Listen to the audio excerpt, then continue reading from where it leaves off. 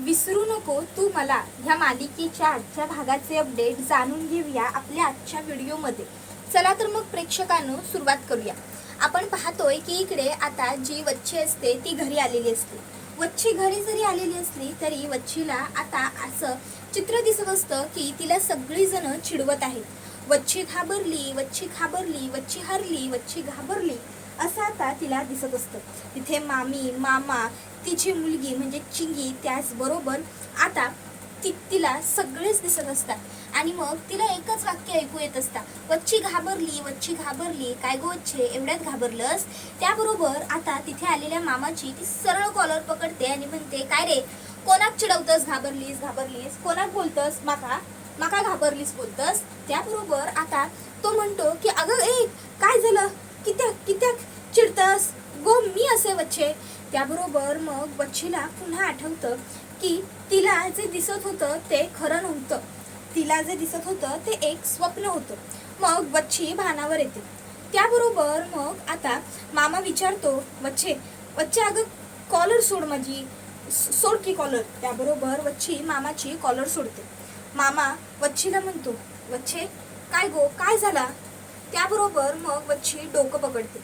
त्याबरोबर मामा म्हणतो, गो वच्छे, ह्या बघ, मी तुझ्यासाठी एवढा चांगला सरबत बनवून आणलं. ह्या सरबत पी, मगे जरा तुझ्या जीवात जीव येईल, तुका जरा बरा वाटेल.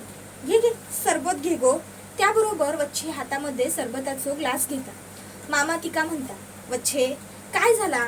मी मगापासून बघतोय तू टेन्शन मध्ये दिसतस. हे बघ, जा काय असाल तू माझ्या बरोबर बोल. माका ठाऊक असा तू नेने काकांच्या घरात कडसून इल्यापासूनच जरा नाराज असता. काय बोलले नेने काका? काय असान तर माका सांग. जर बोलण्यासारखं सोडवण्यासारखं प्रश्न असलो तर आपण मिळून सोडू, पण जर तू अशी गप रवलीस तर माका कसा काय समजल? त्याबरोबर तिला नेने काकांचे शब्द पुन्हा आठवतात. पुढच्या 2.5 वर्षात तुझ्या झिलाच्या लग्नाचो विचार एक करू नकोस. लगीन करशील, लग्नात लय मिरवशील, पण त्याच्यानंतरच सगळं काळ कठीण होऊन बसाल. ती येणारी घरातली पोरगी तुझी सगळी सत्ता हातातून हिसकून घेईल. मामा म्हणतो, गो तू शांत हो वच्छे आणि शांतपणे माका सांग तरी काय झाला मगे. त्याबरोबर आता दुसऱ्या बाजूला इकडे वेदूचे बाबा इकडे आत्याकडे आलेले असतात. तर दुसरीकडे आता मग मामाने इतकी जबरदस्ती केल्यानंतर वच्छे सांगूक तयार होता आणि ती मामा सांगूक सुरुवात करतात. नेने काकांनी सांगितलं असा, पुढचा काळ आपल्या घरासाठी कठीण असा. शत्रू कुठूनही चाल करू शकता कशीही. त्यामुळे आपल्याला सगळ्यांका जपून रोग होया. ताक पण फुकून पिऊन होया, समजला? ताक सुद्धा, ताका पण विश्वास ठेवूच नाही. त्याबरोबर दुसऱ्या बाजूला वैदेही बाबांना म्हणत असते, बाबा अहो कसं पूर्ण होणार माझं टार्गेट? बघा ना, अजून तरी जेमथेम 10च लोकांची यादी बनते आणि 10 लोकातूनही किती लोक येतील त्याची खात्री नाही. बाबा म्हणतात, काय गो तुम्ही ह्या काय मध्येच काढलं रक्तदान शिबिराचा, मध्येच काढलं ना, त्यामुळे हा असा झाला. त्यावर ती म्हणते, अहो बाबा माझं नाही हो, त्या माझ्या ज्या मॅडम आहेत ना, जोगते मॅडम, त्यांनी सांगितलं ना, म्हणून आम्हाला हे करूक लागतं. त्याबरोबर लगेचच थैसर आत्या येतात आणि आत्या वैदेहिक विचारतात, काय गो ती जोगते काय तुका त्रास देता काय? असेल तसा काय तर सांग मका. त्यावर वैदेही म्हणते, त्यावर आत्या म्हणते, हां सांग मका, म्हणजे मी तिका. त्याबरोबर मग वैदेही आणि तिचे बाबा दोघंही जण सोबतच बोलतात. म्हणजे आत्या तिका खुटी बांधूक ठेवून काय आत्या? त्याबरोबर आत्या हसता आणि म्हणता, मस्करी करतो मगे माझी. तोपर्यंत त्या ठिकाणी वरत येता. आता वरत थैसर येता आणि वैदेहिक विचारतात, काल तू खय गेली होतीस? वैदेही काहीच उत्तर देत नाही. वरत म्हणतो, तू का विचारतय? काल एवढा नट्टापट्टा करून तयार होऊन लाली लिपस्टिक करून खय गेली होतीस? त्याबरोबर मग वैदेही ही काहीच उत्तर देत नसल्यामुळे वरत पुन्हा म्हणता, तुका काय वाटला माका ठाव होणार नाही? माका सगळा माहीत असता, माका सगळा माहीत असता. तू खय होतीस ता माका सांग, खय गेली होतीस? त्यावर वैदेही म्हणते, तुझं काय चाललंय? वरत म्हणतो, तू ढाब्यावर गेली होतीस काल, ह्या आता मी तुका सांगितलंय. आता तू थंय कोणाक भेटूक गेली होतीस तर तू माका सांग. त्यावर वैदेही म्हणते, 1 मिनिट, पहिली गोष्ट तुला कसं माहीत की मी काल ढाब्यावर गेले होते म्हणून? आणि तुझा काय संबंध, मी तुला का सांगू मी कुठे गेले होते किंवा कोणाला भेटायला गेले होते. हे बघ, एक गोष्ट लक्षात ठेव, मी तुला काहीही सांगायला, कुठल्याही प्रश्नांची उत्तर द्यायला बांधील नाही आहे, कळलं. त्याबरोबर हे ऐकून तर वरदला आणखीन राग येतो. वरद वैदेहिक म्हणता, बांधील आहेस तू, माझ्या प्रश्नांची उत्तर द्यायला बांधील आहेस. त्यावर वैदेही म्हणता, मी कुठल्याच प्रश्नांची उत्तर द्यायला बांधील नाही आहे, समजलं ना. आणि माझ्याशी ह्या भाषेत बोलायचं नाही, माझ्याशी ह्या भाषेत बोललेलं मी खपवून घेणार नाही. त्याबरोबर मग आता आत्या उठता आणि वरदच्या एक मुस्काटीत देता, कारण वरद आता खूप जास्त अति करत असतो. आता आत्याने वरदला मुस्काटात हाणल्याबरोबर वरद थैसून निघून जातं. आता वरद थैसून निघून जात असताना इकडे वैदेही मात्र थैसरच उभी असणार. तर वरद ह्या का लय जास्त राग गेलेलो असता वैदेहीचा. वैदेही वरदने जो प्रकार केलेला असता तो आठवता. वरद थैसून निघून गेल्यावर मग आता वैदेहीचे बाबा आत्याक म्हणतात, मी वैदेही सुखात राहावी म्हणून वैदेहीच्या आणि वरदच्या लग्नाचो विचार केला होते. म्हणान मी तुझ्याजवळ शब्द टाकलं होतं, पण जर ह्या असाच होणार असेल तर मग मात्र माका माझ्या शब्दाचो विचार करूक लागतलो. त्याबरोबर मग मात्र आता आत्या ही जरा गप्पच बसते. आत्याला सुद्धा कळत नाही की आत्ता काय बोलावं, कारण खरोखर वरदची चुकी असते आणि ती दिसतही असते. मग त्यानंतर दुसऱ्या बाजूक चिंगीने आता भाईसाठी छान जवलो आणि भाकरी आणलेला असता. त्याबरोबर भाई म्हणता, गो बरा केलास, आणि त्यावरती बघतात तर काय, थैसर मामी नसून चिंगी असता. चिंगीक थंय बघून आता त्यांका खूप मोठं आश्चर्याचो धक्कोच बसता. तर दुसऱ्या बाजूक इथे आत्यासुद्धा खूप दुखावली गेलेली असता, तिका पण वाईट वाटलेलं असता. आता जरी तिचोच पोरगो नालायक असलो तरी तिच्याकडे गप्प राहण्या वाचून पर्याय नसता. तर दुसऱ्या बाजूक हैसर आता चिंगी म्हणता, काय झालं असा मागं कित्याक बघतो भाई, तुमका भूक लागली असेल ना म्हणून आणलंय मी. त्यावर भाई म्हणतात, नाही गो नाही चेडवा, आज सूर्य कोणत्या बाजूने नक्की उगवलो असा ता बघताय मागे. त्यावर लगेचच ती म्हणता, भाई असं काय बोलतं, माका माहिती होता तुमका भूक लागली असतली म्हणून घेऊन इलंय मगे मी, आणि तुम्ही माका असं बोलतं. त्यावर भाई म्हणतात, नाही गो नाही, बरं माका एक गोष्ट सांग, ह्यात तू बनवलेला तर नसा ना. त्यावर ती म्हणता, नाही भाई बनवला मामीनेच, मी फक्त थैसून थैसर तुमच्यापर्यंत घेऊन इले. त्यावर मग भाई म्हणतो, बरं बरं, नाही मग हे खाऊ काय धोको नाही गो, नाहीतर टेन्शन इलो असतो माका. त्यावर लगेचच ती म्हणता, भाई, तसं लगेचच भाई हसता आणि म्हणता, गे बाय, हातात एवढं हिशेब असा तेवढं पूर्ण करतंय आणि मग हे खाऊक घेते, चलाल. त्यावर ती लगेचच त्या पैशांकडे बघू लागते आणि पैशांकडे बघत बघत तिथे खाली बसते. त्याबरोबर लगेचच भाई म्हणतो, काय गे काय झाला, आता काय बापा शिकतो त्याच्या हाताने भरवतंस. त्यावर ती म्हणते, नाही हो भाई, सहजच उभी आहे. त्यावर ते म्हणतात, जा माझ्यासाठी जरा पाणी घेऊन ये. आता त्यात हैसून पाणी आणायला निघून जाता. तोपर्यंत आता तिच्या डोक्यात पुन्हा एक विचार येतो. मगे ती भाईक म्हणता, भाई मी काय म्हणतोय, हे पैसे जर बँकेत डिपॉझिट करूचे असतले तर तुम्ही माझ्याकडे देऊ शकता, नाही म्हणजे ताका काय असा माका पण बाहेर थैसर बँकेच्या तिकडे जाऊचंच असा मगे, म्हणून म्हणतंय मी त्या काम पूर्ण करून घेतंय. त्यावर भाई म्हणता, नको, गेल्या वेळी तुका चोरांनी लुटल्याने होता, ह्यावेळी रिस्कच घेऊक नको. तर त्यानंतर आता दुसऱ्या बाजूक हैसर सूर्या तिथे येता. आम्ही भाई सूर्याक ते पैसे देऊन सांगतात, सूर्या एवढे पैसे बँकेत डिपॉझिट कर. सूर्य होकार देता, आता पैसे हातात घेता आणि थैसून निघता आणि थेट पोहोचता वैदेही ज्या केंद्रावर, आरोग्य केंद्रावर काम करता थैसर. आता थैसर इल्याच्या नंतर मगे तो कामाची सुरुवात करूक लागता. आता रक्तदान शिबिर ठेवायचा म्हणल्यावर तयारी तर करूकच होई. तर आता हैसर लोक येत असतात आणि सूर्या सगळी अरेंजमेंट करून घेत असता.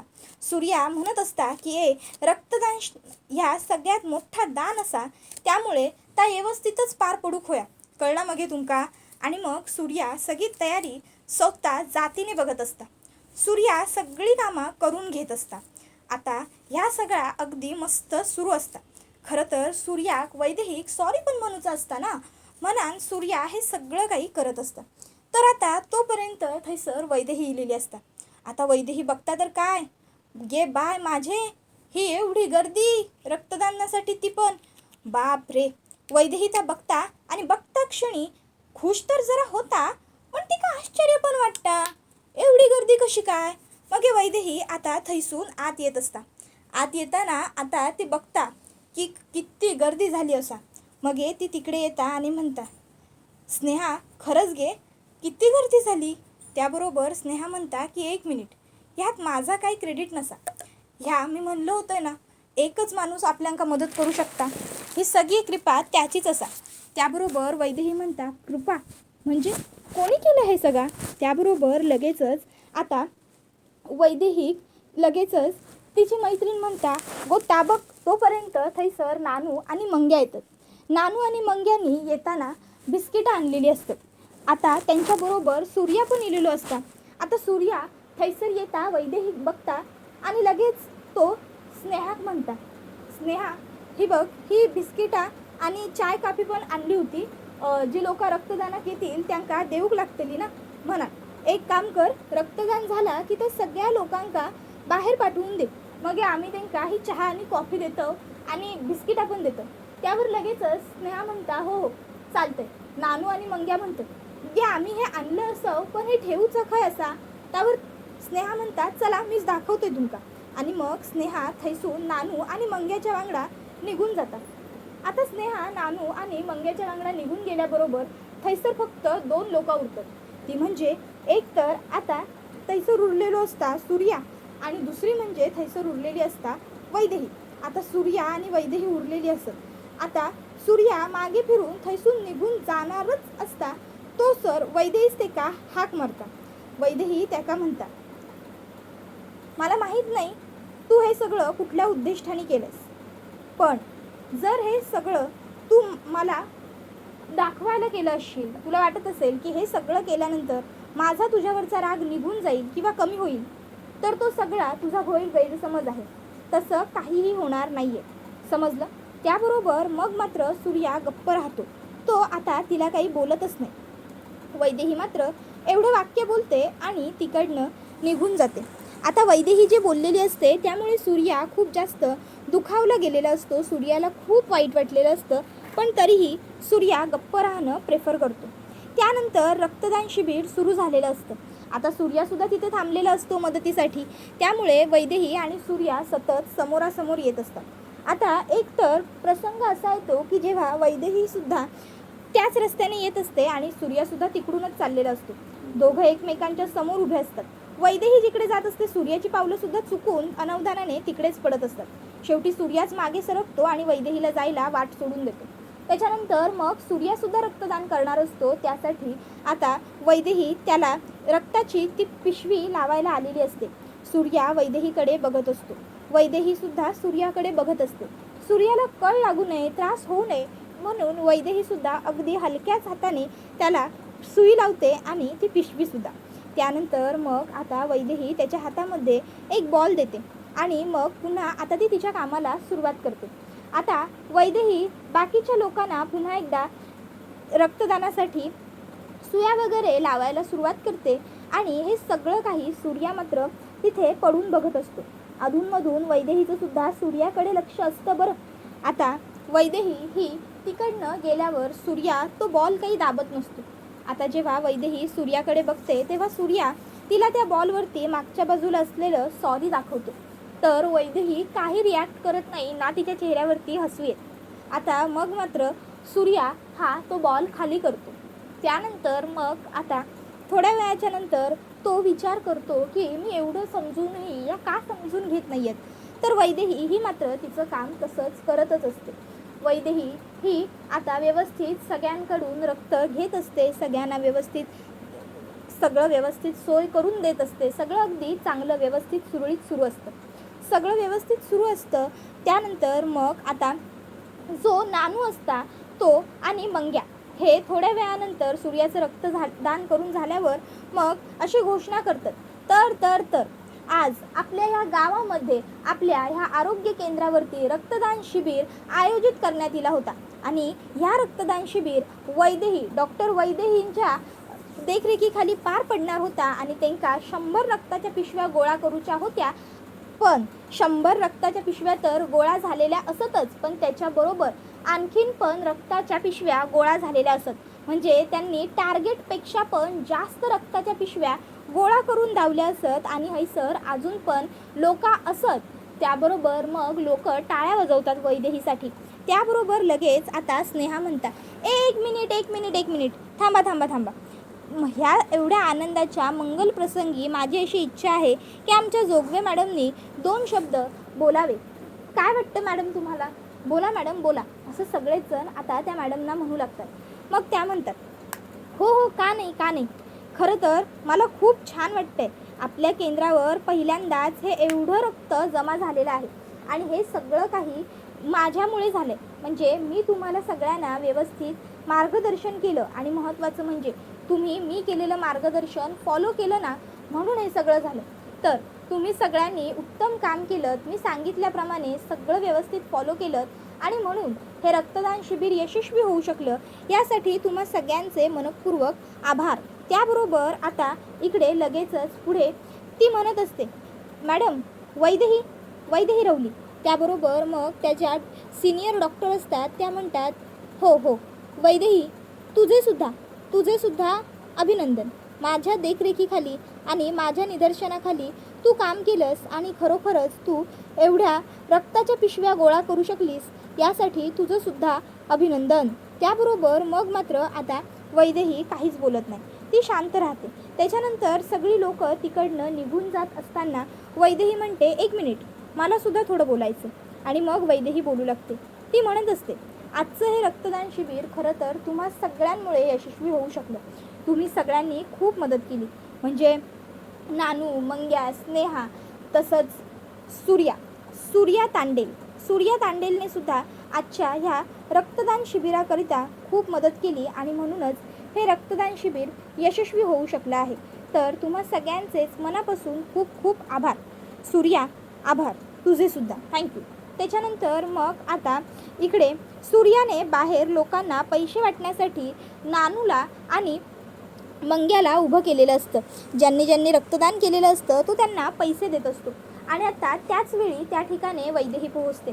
आता वैदेही तिकडे येते आणि सूर्या आता पटकन तिला सुद्धा म्हणतो, अहो मॅडम पैसे घ्या, काय फुकट केलं रक्तदान. त्याबरोबर मग वैदेही आता सूर्याकडे बघतच राहते. तसा सूर्या आता म्हणतो, मॅडम सॉरी, हे बघा मॅडम, गैरसमज करून घेऊ नका, मी जे काय केलं आहे ते. त्याबरोबर वैदेही सूर्याचं काहीही न ऐकून घेता सूर्याला म्हणते, तुझ्याकडून दुसरी काही अपेक्षा करूच शकत नाही, तुझ्याकडून हेच अपेक्षित होतं. त्याबरोबर मग आता वैदेही ही तिकडनं जायला निघते.